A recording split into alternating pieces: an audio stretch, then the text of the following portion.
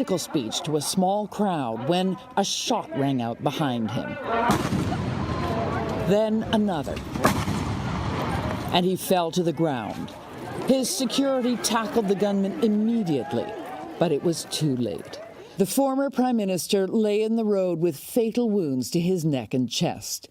Shielded by a blue tarp, he was medevaced to a local hospital where doctors tried to resuscitate him with blood transfusions, but in vain. The suspected gunman is 41-year-old Tetsuya Yamagami, an ex-military man whose weapon appeared to have been made of pipes and duct tape. Police searching his home found even more homemade guns along with explosives. This is a huge shock in Japan, where strict gun control laws mean shooting deaths are extremely rare. There was just one last year, compared to more than 45,000 in the United States. All day, world leaders paid their respects.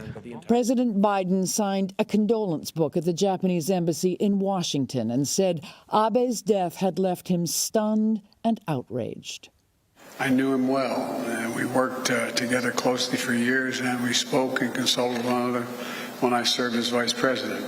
Shinzo Abe was Japan's longest-serving prime minister. A right-wing nationalist and hawk, he was a fierce supporter of Japan's military and his country's role as America's trade and defense partner in the face of China's rising threat. CBS News senior foreign correspondent Elizabeth Palmer joins me now with more.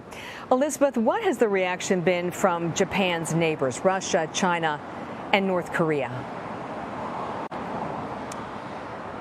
We have not heard from North Korea. From Russia, from Moscow, there was a telegram of condolence from President Putin to the Abe family, where he called Abe a statesman.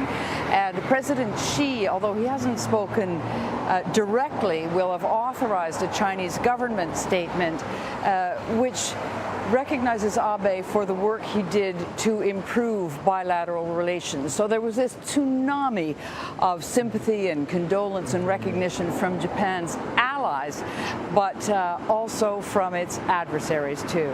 Catherine?